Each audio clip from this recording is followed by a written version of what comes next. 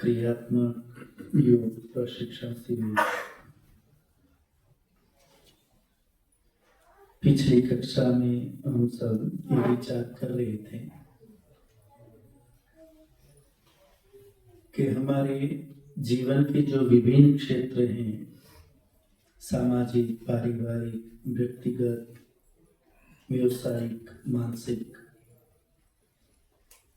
उससे संबंधित जो हमारे जीवन में समस्याएं हैं, कठिनाइयां हैं, वो हमने देखा कि वो स्वभावजन्य होती हैं, चाहे स्वयं का चाहे दूसरे का। और ये स्वभावजन्य समस्याएं ही हमें अधिक दुखी करती रहती हैं। इसलिए इनको कैसे नियंत्रित किया जाए और जहां नियंत्रित ना हो सके वहां स्वयं को कैसे नियंत्रित किया जाए, ये सीखने समझने का विषय होता है। तो उसी को ही हम जानने समझने का प्रयास कर रहे हैं। तो हम जो स्वभावजन्य समस्या की बात कर रहे हैं, जो हमें अच्छा नहीं लगता और स्वभाव के साथ जुड़ी हुई भी चीजें, स्वभावजन्य कुछ जो गुण होते हैं वो अच्छे भी लगते हैं। तो स्वभावजन्य दोनों बातें हैं, अच्छी लगने वाली भी होती है और बुरी लगने वाली भी है, दोनों जुड़ी हुई है उसमें। वो क्या हो सकता है, उसको थोड़ा और विभाजित करके हम समझने का प्रयास करेंगे। और एक शब्द आपने सबने सुना हुआ है और जानते भी हैं, धर्म आध्यात्म शब्द से परिचित है। इससे धर्म आध्यात्म लगभग कोई ऐसा नहीं होगा जिसने शब्द न सुना हो। तो धर्म और आध्यात्म जैसा कुछ होता है, और यदि होता है तो उसके साथ हमारा क्या संबंध है, और यदि नहीं होता है तो कैसे नहीं होता है। तो ये थोड़ा विभाजित करके हम समझने का प्रयास कर रहे हैं। तो आप में से क्रमशः बताने का प्रयास करें कि आपको क्या लगता है, धर्म जैसा कुछ होता है या नहीं होता है। आपको क्या लगता है, आपसे प्रारंभ कर रहे हैं। भले बैठे बैठे भी बता सकते हैं, आपको क्या लगता है, जैसा आप समझते हैं। पिछला जवाब नहीं आया। हाँ, वो भी आ जाएगा, उसी से जुड़ेगा, वहीं ले जाएंगे। तो क्या लग रहा है, धर्म या अध्यात्म जैसा कुछ होता है या नहीं होता है। आपको क्या लगता है, होता है? होता है। तो आपको किस आधार पे ऐसा लगता है कि धर्म जैसा होता है, किस आधार पे आप ये कह रहे हैं कि होता है। व्यावहारिक स्वाभाविक क्रियाएं जो होती है, जैसे कोई उदाहरण दे सकते हैं। कौन सी ऐसी बात जिससे ऐसा लगता है कि धर्म जैसा कुछ होता है। बहुत सिंपल प्रश्न है या नहीं है? प्रश्न कोई कठिन तो नहीं है ना, कि धर्म जैसा होता है नहीं होता है, और है तो ऐसा किस आधार पे आप कह रहे कि धर्म होता है। जो अपने को अच्छा लगता है अपना व्यवहार। बढ़िया, यानी जो अच्छा लगता है उसे आप धर्म आध्यात्म कह रहे हैं। ठीक है, बहुत अच्छा, बढ़िया। आपको क्या लगता है, धर्म या आध्यात्म जैसा कुछ होता है या नहीं होता है। तो आप किस आधार पे ये अनुभव कर पा रहे कि धर्म जैसा होता है। धर्म का तो धारण करने योग्य है, जो 10 बातें हमारे वेद में बताई गई है, जो जिसको हम धर्म कहते हैं, वो हमें धारण करना चाहिए। उस आधार पे हम उसको डिसाइड कर सकते हैं। अच्छा, उसके आधार पे आपको लगता है कि ये धर्म जैसा होता है, और धर्म के अंदर धृति, क्षमा, दमो, स्तेय आदि बातें बताई हैं, तो उन बातों को धारण करने जैसी होती हैं। तो उनको धारण करने से क्या होगा, हमारा व्यवहार ठीक होगा। व्यवहार ठीक होगा तो उससे अच्छा लगेगा हमें भी और दूसरों भी। ठीक है, आपको क्या लगता है, धर्म जैसा कुछ होता है या नहीं होता है। होता वो अपने विचार पे होता है। जैसे अलग मुस्लिम लोग अलग धर्म है, अपना धर्म, उनके विचार ऐसा। ठीक है, विचारों से पता चलता है कि भाई कुछ लोग अगर जैसे दाढ़ी मूछ रखते हैं, कोई टोपी रखता है, कोई ये रखता है, वो रखता है, इससे पता चलता है धर्म ये होता है। ये भी वास्तविकता है, हम उसे भी तो धर्म मानते हैं ना, ये भी तो धर्म है कि कोई दाढ़ी रखता है, कोई टोपी रखता है, इससे भी पता चलता है। उसमें भी कोई लाल कपड़े वाला, कोई पीले कपड़े वाला, उससे भी पता चलता है ये धर्म वाला है। ठीक है, तो कपड़ों से भी पता चलता है। ठीक है, आपको क्या लगता है, धर्म जैसा कुछ होता है या नहीं होता है? धर्म जैसा होता है जिसे धारण किया जाए, जो अच्छे गुण हो उसे धारण किया जाए, उसे धर्म है। ठीक है, मतलब अच्छे गुणों को धारण करना उसे धर्म कह सकते हैं। ठीक है, आप किस आधार पर लगता है आपको? धर्म के 10 लक्षण बताए गए, उसको धारण करना ही धर्म है। ठीक है, देखो मैं फिर याद करूं, सुबह एक बात मैंने बताई थी, पता है? फिलोसॉफी नहीं करेंगे, मैं खुद किस आधार पे मानता हूँ, मेरा अपना व्यक्तिगत निर्णय किस आधार पे है, वही बात करेंगे। दूसरों की रक्षा करना भी धर्म माना हुआ है, पर मैं किस में धर्म मानता हूँ, मुझे किस आधार पे लगता है, मैं ऐसी कौन सी चीज धर्म को मानता हूँ, तो कौन सी चीज है जो मैं कर रहा हूँ और करता हूँ तो मुझे लगता है मैं धार्मिक हूँ, वो पूछ रहा हूँ। अब ये तो कहते हैं आप वेजिटेरियन होगा, नाखून काट रहा था, इसको वेजिटेरियन कहेंगे, नॉन वेजिटेरियन कहेंगे, है क्या कहेंगे आप? नहीं, धर्म के जो सत्य बोलना है वो धर्म है, वो है अपना बताना है, मैं किस आधार पे धर्म को मानता हूँ। अब बात पकड़ में, धर्म तो इन सारी बातों से है ही है, वेद भरा पड़ा है धर्म से, तो मैं खुद किस आधार पे धर्म को स्वीकार कर पा रहा हूं, ये बात है कि ये चीज धर्म की करने से मुझे अच्छा लगता है। मैं जब ऐसा सेवाएं धर्म है, परित्य शरीर से धर्म नहीं। अपना बताना है, मुझे ये चीज के कारण ये धर्म लगा है। हाँ जी सर, मैं दैनिक दिनचर्या को धर्म मानता हूँ। बढ़िया, क्योंकि दिनचर्या जब भी आप करते होगे आपको अच्छा लगता होगा, जब नहीं करते होगे तो आपको अच्छा नहीं लगता।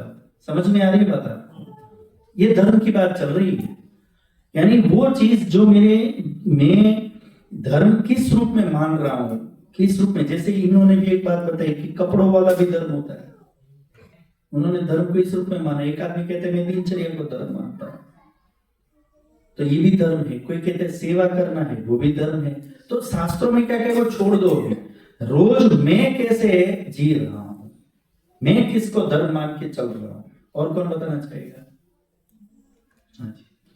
अच्छा, जैसे सुबह ध्यान करना, संध्या करना, यज्ञ करना, उससे जो अपने को अनुभूति होती है और उससे जो सुकून मिलता है, उसको धर्म।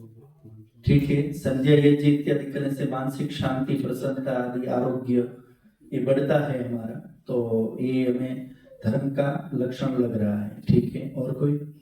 अपने हाथ ऊपर करके बोलेंगे। हाँ जी बोलिए। दैनिक जीवन में कार्य और व्यवहार से पता लगता है कि धर्मात्मा है। जैसे कौन से कार्य? जैसे कार्य में तो कई शुभ कार्य, अच्छे कार्य, वो करने से पता चलता है ये काम अच्छे हैं, करने चाहिए। कोई दूसरा करता है तो भी अच्छा लगता है, खुद करते हैं तो भी। तो वो कार्य जो है वो कार्य क्या है? धर्म है। वो कार्य क्या है? धर्म है। और कोई? ईश्वर को साक्षी मान करके 24 घंटे में हम जितने भी समय जागृत अवस्था में रहते हैं, जो कर्म करते हैं उनसे, उनको करने पर, अच्छे कर्म को करने पर जो प्रसन्नता प्राप्त होती है, वही मेरे हिसाब से मतलब जागरूक रहकर के ईश्वर के स्वीकार करके जागरूकता जो निर्माण होती है, और उससे जब कर्म होते हैं तो लगभग अच्छे ही कर्म होंगे, उससे गलत कर्म नहीं होगा। हाँ जी। दैनिक व्यवहार में जो जो हम कार्य करते हैं, कर्म करते हैं, और उनमें से जिससे हमें सुख मिलता है उसको हम धर्म मानते हैं। तो वो कार्य जिनको दैनिक व्यवहार में करने से हमें सुख मिल रहा है, उसे हम क्या कह सकते हैं? हालांकि शेखर जी की इस बात को तोड़ा मरोड़ा भी जा सकते हैं। दैनिक व्यवहार में किसी को इंग्लिश की बोतल खोल के भी सुख मिलता है, और वो दैनिक कार्य में ना मिली हो तो गड़बड़ भी हो जाए, दुखी भी हो जाए। ईश्वर को साक्षी मान करके करें, जो भी कार्य अच्छे कार्य करें, वो समझ में आ रही बात? तो खिंचाई भी इसमें थोड़ा स्पष्टीकरण भी चाहिए, भाई गड़बड़ तो दोनों तरफ हो सकती है। तो कौन से कार्य वो भी हमें दिखाना पड़ेगा। वो कार्य हमें अच्छे लगते वो थोड़ा आधा हो रहा है। कैसा है? हमें अच्छा लग रहा है पर दूसरे को तो समझ रहे हैं आप? यानी ये देखना पड़ेगा वो कार्य अपने लिए तो अच्छा हो पर दूसरे के लिए भी। माता बहनों में कोई धर्म वर्म होता है नहीं होता है? हाँ जी। हमको ये बताता है कि जब भी हम दिनचर्या में कुछ काम करते हैं, अगर हमसे कुछ गलत काम होता है तो हमारी अंतरात्मा बोल देती है कि हमसे ही गलत हुआ है। तो मेरे हिसाब से तो धर्म हमें सही गलत की पहचान करना सिखाता है। ठीक है, बहुत बढ़िया। क्योंकि जब भी कोई हमें ऐसा व्यवहार करेंगे जिसको करके मेरे अंदर ग्लानि हो रही है, पछतावा हो रहा है, तो ये क्या है? ये धर्म का लक्षण है। ठीक बात है। और हाँ जी, आप में से युवा तो बहुत है, इसमें तो पूरी टीम है? आप में से कोई क्या समझते? खास तो आप लोगों के लिए चल रहा है। ऐसा कोई कार्य करना जिससे अपने को तो खुशी मिले पर सामने वालों को भी मिले, उसको भी धर्म कह सकते हैं। ठीक है, अपने को भी खुशी मिले और सामने वाले को भी खुशी मिले, ऐसा कोई भी कार्य करना वो क्या है? धर्म है। ठीक बात है। और निष्काम भाव से जो मानवता के लिए कार्य किया जाता है। ठीक है, बिना स्वार्थ के दूसरे के हित को ध्यान में रख करके हम जो भी करते हैं वो क्या है? धर्म है, आध्यात्म है। तो देखिए, मनुष्य के जीवन में जो स्वभावजन्य हमें दूसरों से जो कष्ट होता है, हमें दूसरों से जो होता रहता है ना दिन में, कि नहीं होता है? होता ही रहता है। खाली दो पति पत्नी होंगे तो भी होता रहेगा। तो खटपट होगी ही होगी। जहां पे दो बुद्धि है वहां पे मतभेद होगा, वहां दुख होगा ही होगा। तो जहां भी व्यवहार में हमें दूसरों के स्वभावजन्य दोषों से जो दुख हो रहा है, वो निश्चित रूप में उस व्यवहार के अंतर्गत वो व्यक्ति यदि अन्याय पूर्वक कुछ भी कर रहा है तो वो सारा क्या माना जाएगा? अधर्म। और इसी प्रकार हमारे व्यवहार से यदि किसी दूसरे को कष्ट हो रहा है, दूसरे के व्यवहार से हमें होता है तो हमें समझ में आता है, और हमारे व्यवहार से दूसरे को होता है समझ में आता है क्या? हमारे व्यवहार से भी दूसरे को होता है या नहीं होता है? होता है। समझ रहे हैं आप? पर हमें लगता अधिक क्या है? दूसरों से हमें ही हो रहा है, हमारे से दूसरे से हो रहे हो हमें पता ही नहीं है। मैं स्कूटर लेके जा रहा हूं, मेरे स्कूटर के आगे एक आदमी आ गया तो मुझे कष्ट हुआ, पूरी तरह से उसने ओवरटेक की, कष्ट हुआ, वो मुझे दिखाई दिया। पर मैं रॉन्ग पार्किंग करके खड़ा हुआ हूं, मैं रॉन्ग साइड जा रहा हूं, उसका कोई मतलब नहीं। मेरे पीछे कितने दुखी हो रहे। तो हमें हमारे कारण दूसरे जो कष्ट को ले रहे, झेल रहे, वो हमें नहीं दिखता, पर दूसरा हमारे साथ करे तुरंत दिख जाता है, क्योंकि चोट हमें लगती है तब। पर हम जब करते तब चोट दूसरे को लगती है, इसलिए हमें अनुभव नहीं हो पाती। तो ये समझने की चीज है कि जो ऐसा व्यवहार जिसको करने से खुद को भी लाभ हो रहा है, तो जिसको करने से दूसरे को भी लाभ हो रहा है, कुल मिलाकर दोनों की ही उन्नति हो रही है, तो वो क्या है? पर ऐसा व्यवहार कि जो करने से दोनों को लाभ तो हो रहा है पर उन्नति नहीं हो रही है, तो दोनों को लाभ तो हो रहा है, लाभ मतलब क्या? मजा आ रहा है, पर कोई उन्नति, तो वो धर्म हो ये जरूरी। तीसरी तरीके से भी दे सकते, ऐसा व्यवहार जिसको करने से मेरा तो लाभ हो रहा है और दूसरे की, तो वो क्या है? अधर्म है। अब बात पकड़ में आ रही है आपको? तो ऐसा कोई भी जब बोलना, उठना, बैठना, लिखना, ऐसा कोई भी व्यवहार जो कर रहे हैं उससे अपना और दूसरे को बिना हानि की हम अपना लाभ ले रहे, तब तो ठीक है। यदि दूसरे को चोट पहुंचा करके, दूसरे को कुछ घाटा करके अपना फायदा कर रहे, तो वो सारा क्या माना जाएगा? गलत। अब चाहे कपड़े क्या पहन रहा है, कैसे पहन रहा है, कोई मतलब नहीं। क्या आप ऐसा कह सकते हो जो पीले कपड़े पहनते या लाल कपड़े पहनते हैं वो सत्यवादी होते हैं? लंबी जितनी चोटी होगी वो उतना ज्यादा सत्यवादी होगा, और जो चोटी नहीं रखते वो सच नहीं बोलते। ऐसा आप कह सकते हैं? ये सारे लक्षण है, क्या है? एक व्यवहारिक व्यवस्थाएं हैं, ये धर्म नहीं है।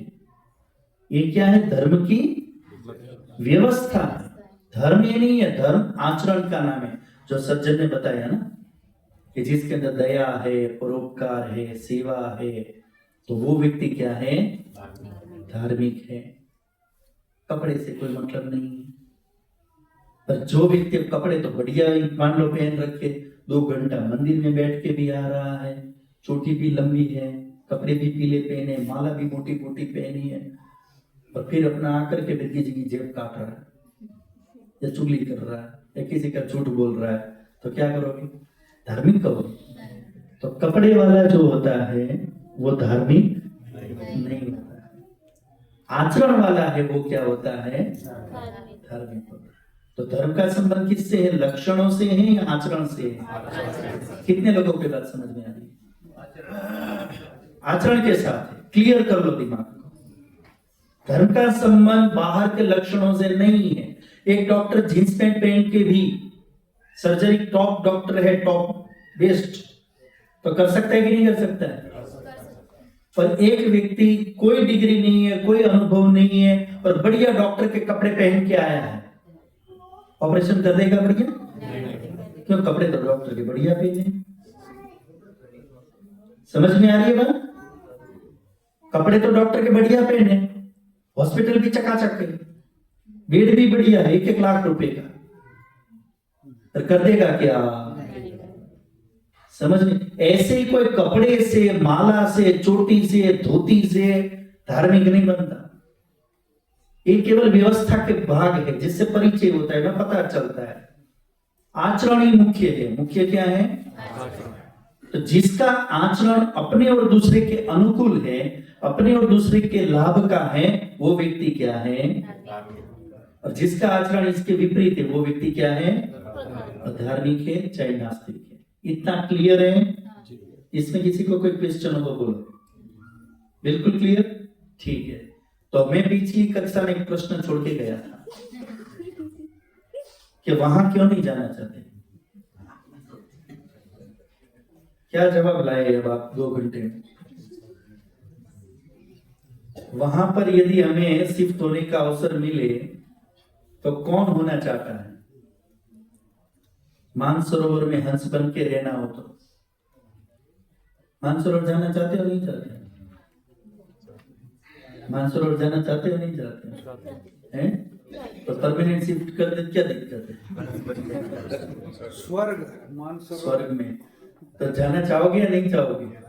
सभी जाना चाहेंगे। हंस बन के नहीं, सभी जाना चाहेंगे। नहीं, वहां तो हंस बन के परमानेंट रह सकते, हंस बन के नहीं जाना चाहते, वैसे हंस बन के रहना पड़ेगा।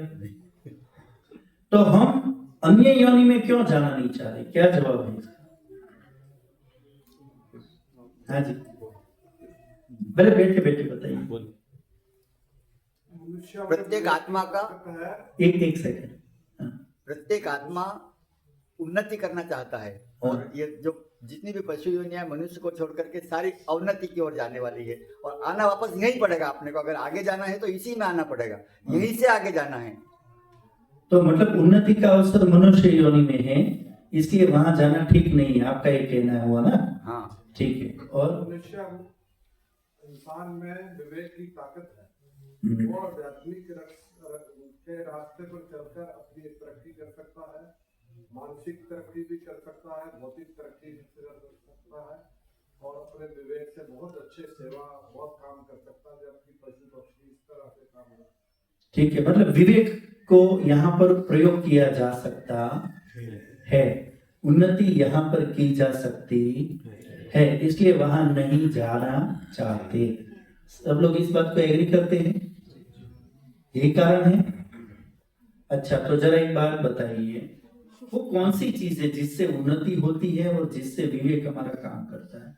ऐसा क्या है हमारे पास? बुद्धि। क्या है ऐसा हमारे पास? बुद्धि।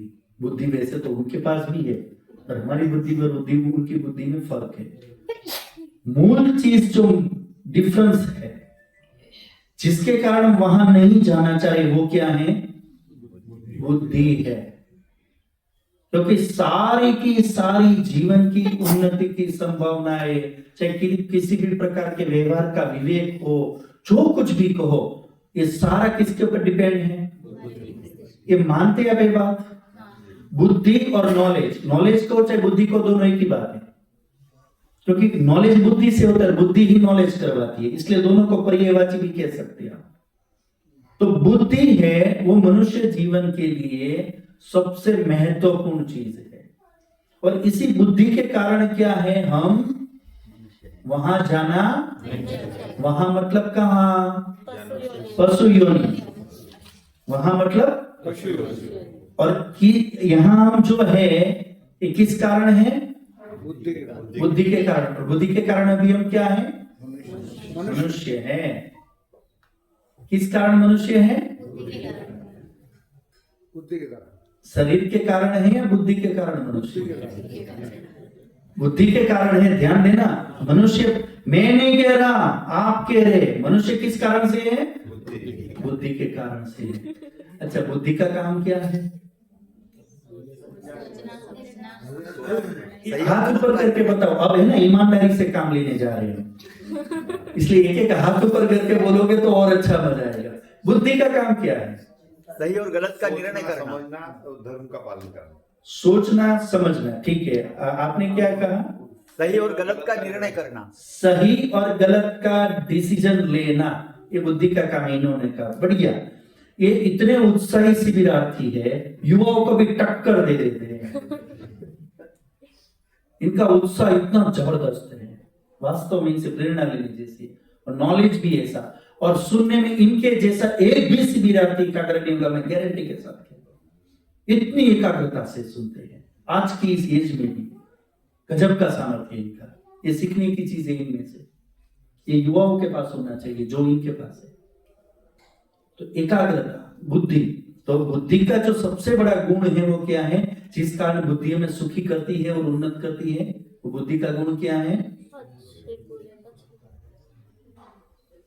एक बात समझो जरा, आपको पहाड़ चढ़ना है, या मान लो एक होता है ना सैटेलाइट, उसको, या मान लो चंद्रयान है, उसको आपको चंद्र पे भेजना है, तो उसमें मूल चीजें कितनी देखनी होती है?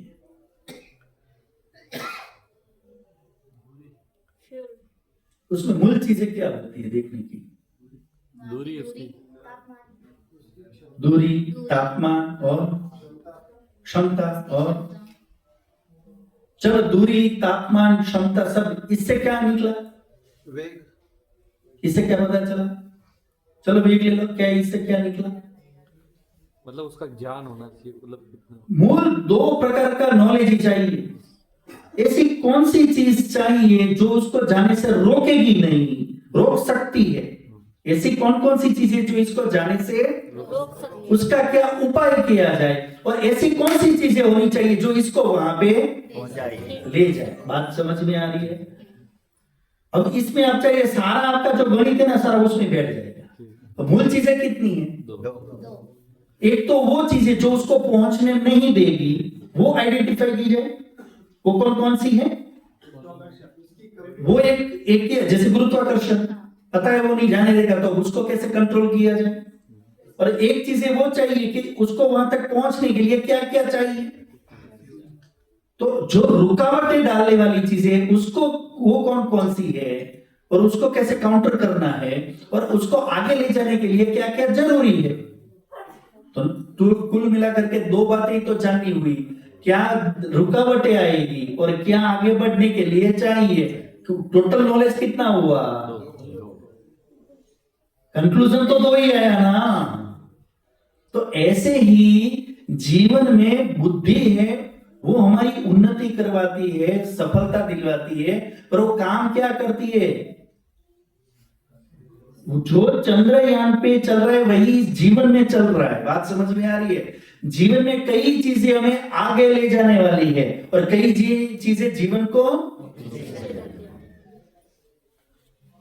पर आगे कब बढ़ेंगे? जब आगे ले जाने वाली पता हो, और जो गिराने वाली है उससे कब बचेंगे, जब हमें वो कौन सी गिराने वाली है वो, और ये पता किससे चलेगा, बुद्धि से। बात पकड़ में आ रही है अब आपको?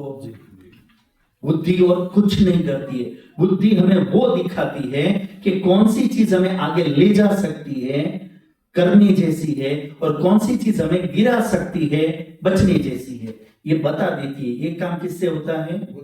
पर इसीलिए हमारे जीवन में जिसके पास बुद्धि है उसकी क्या होती है? उन्नति होती है। तो नॉलेज से हम नॉलेज करते हैं, तो नॉलेज का मतलब ही यही है, उससे हमें यह पता चलता है क्या करना है और क्या नहीं करना। ये काम बुद्धि से होता है। तो जिसके पास ये बुद्धि है वो क्या है? वो क्या है? मनुष्य है। जिसके पास ये बुद्धि है वो क्या है? अब जरा बताना, हम सब क्या है? हम सब क्या है? मनुष्य है। और मनुष्य किसे कहते हैं? जिसके पास बुद्धि होती है। और बुद्धि क्या करती है? सही और गलत का निर्णय करवाती है, नॉलेज करवाती है, सही और गलत का विवेक करवाती है।